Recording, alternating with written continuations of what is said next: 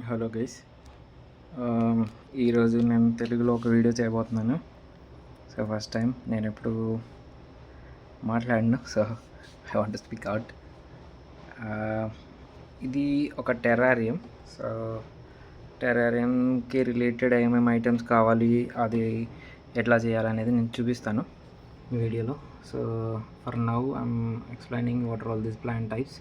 This is fittonia, pink one, and this little one is a heartleaf fern. ఇది వచ్చేసి normal fern variety, mini variety. It won't grow that much tall.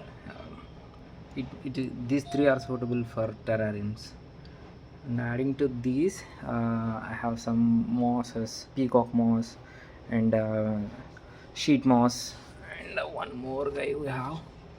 This is Hydrocotyle tripartita. If you guys can see, this is from Sri Padma. Very little tiny leaves. It suits best in terrarium. Okay, so making process ఏంటి, ఏమేమి చేయాలి, ఎలా చేయాలి అనేది నేను చెప్తాను. Stay tune.